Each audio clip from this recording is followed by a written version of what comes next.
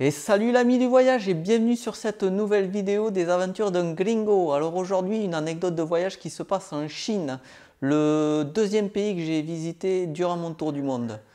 Alors je suis donc en Chine et plus exactement je suis à Zhangjiajie. Alors Zhangjiajie c'est la ville où tu peux visiter le parc national de Zhangjiajie. En fait c'est un ensemble de montagnes, de pics calcaires en fait qui ont inspiré le décor des montagnes flottantes d'Avatar, en fait, du film Avatar. Alors en fait c'est le soir et je suis à l'aéroport de la ville pour prendre un vol pour aller dans une autre ville de Chine, quoi. Et mon vol c'est le dernier de la soirée, quoi. Il est à minuit et quelques. Et donc j'attends tranquille, quoi. Et petit à petit je me rends compte que les vols qui sont au-dessus du mien, ils sont annulés. Les uns après les autres, les vols sont annulés. Donc effectivement, je regarde par la vitre et là, je me rends compte que dehors, c'est la tempête. Donc arrive l'heure de mon vol et là, c'est le drame. T'as compris, mon vol est annulé. Bon, alors là, je panique complètement, hein, parce que bon, ben, déjà, ça m'est jamais arrivé en France. Et en plus, je ne parle pas chinois. Il faut savoir, il y a très peu de Chinois qui parlent anglais. Surtout là, c'est une petite ville, alors c'est un petit peu la galère de communiquer. Du coup, ben, je me demande comment je vais récupérer mes bagages, parce que ben, je voyage pour un an autour du monde, il y a toute ma vie dans mon sac à dos, quoi. Donc il faut que je l'ai tout simplement. Et puis ben, où je vais dormir aussi, parce qu'il est tard le soir, et il est minuit et demi ou quelque chose comme ça. Et puis ben, est-ce qu'il y a un vol de remplacement? Quand est-ce que je vais pouvoir partir? Est-ce que je vais être remboursé? Enfin, plein de questions que je me pose, quoi. Du coup, je décide de me diriger vers le guichet de la porte d'embarquement, histoire d'aller à la pêche aux infos, quoi. Bon là, je te raconte pas le bordel, hein. Bien sûr, je suis pas tout seul dans le vol, donc il y a plein de Chinois autour du guichet, ça gueule de tous les côtés. Alors bon, déjà que le chinois ça parle fort, là je te raconte pas le truc, quoi.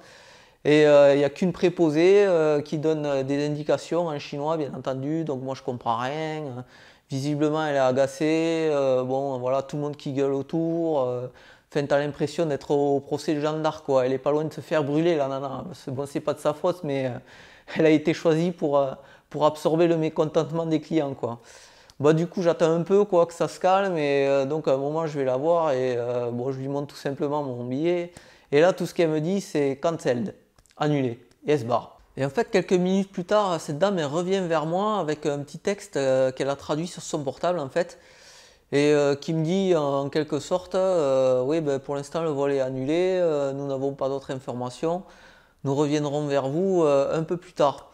Donc là, quand même, je trouve ça super sympa de sa part. Quelque part, j'ai retrouvé un petit peu foi en l'humanité, tu vois. Bon, voilà, c'est sympa, mais moi, ça m'avance pas plus que ça, quoi. Tout ce que j'ai comme info, c'est qu'il faut que j'attende bêtement, quoi. Du coup, ben, je me sens complètement paumé et seul au monde, quoi. Et c'est au moment où je retourne m'asseoir, en fait, je me tourne et là, je le vois. Il est là devant moi, il est grand, tu vois, j'ai du mal à le voir dans la lumière des néons qui m'aveugle un peu. Il apparaît un peu comme un super-héros, c'est Jésus. Ah, je déconne pas, c'est un occidental qui s'appelle Jésus. En fait, il est espagnol, donc en fait, son nom en espagnol c'est Jesus, mais oui, il s'appelle Jésus, quoi. Bon, à ce moment-là, moi, je suis super heureux de voir un occidental, tu vois, je suis un peu en arrêt avec lui. C'est genre, j'ai rencontré le Messie en quelque sorte, quoi. Du coup, le gars, je lui dis, ben, toi, tu dois parler anglais.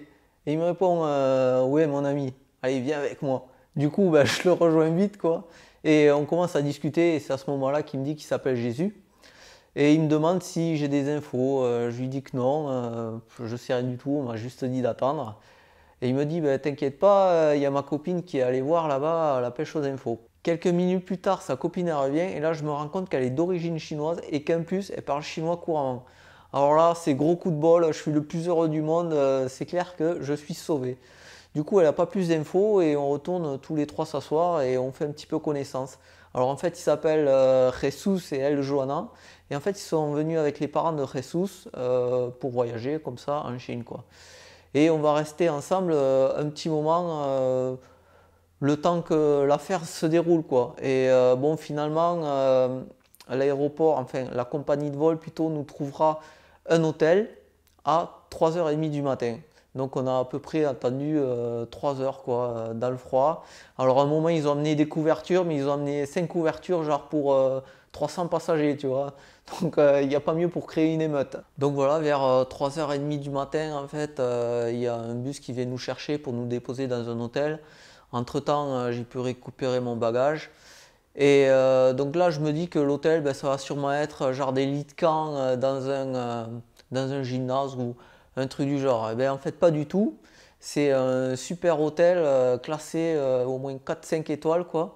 Un truc de luxe. On a une chambre chacun et même dans les toilettes, il y a un téléphone.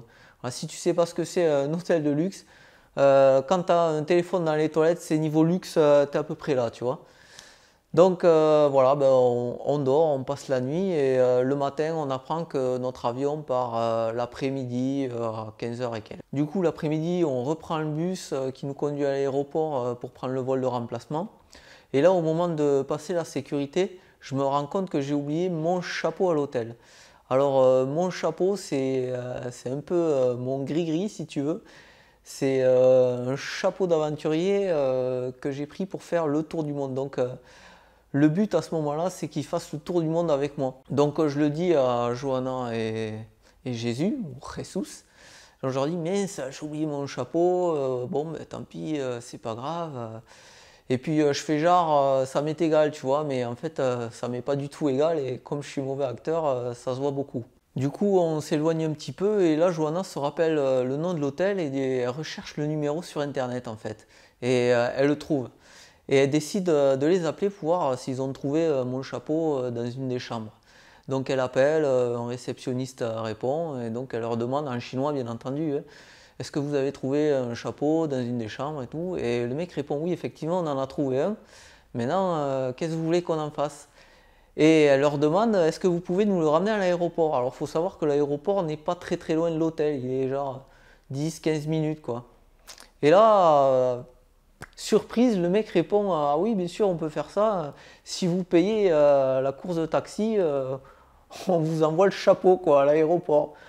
Donc elle me demande est-ce que tu es d'accord pour payer une course de taxi. Moi je lui dis ben, ok pas de problème, vas-y, dis-leur que c'est bon.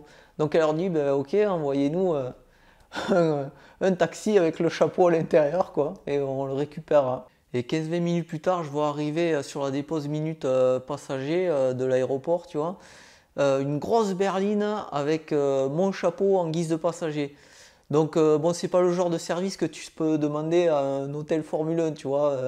C'est pour mandater un chauffeur juste pour un chapeau, faut un certain standing, tu vois.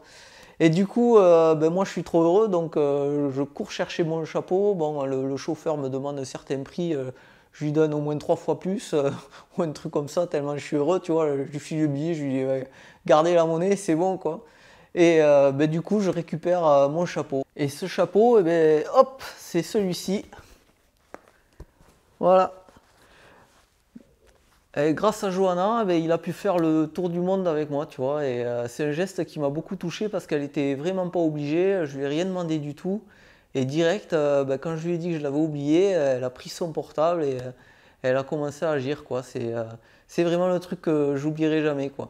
Voilà, c'est la fin de cette petite anecdote typique de voyage. En fait, tu vois, ça commence par une grosse galère, puis une rencontre et finalement un super souvenir, quoi. Et généralement, ça se passe toujours comme ça en voyage. C'est quand il t'arrive les plus grosses galères que tu as les meilleurs souvenirs, en fait. Et généralement, ça se résout grâce à une super rencontre comme ça, quoi. Donc voilà, ben, pour pas manquer la prochaine vidéo, pense à t'abonner, à cliquer sur la cloche. Tu peux commenter, laisser un like, me suivre sur tous les réseaux sociaux et lire le blog aussi, mesyeuxsurlemonde.com. C'est très intéressant, des anecdotes comme ça, il y en a plein. Voilà, en attendant la prochaine vidéo, je te dis à bientôt ici ou ailleurs dans le monde. Et en attendant, explore, découvre, voyage. Allez, salut!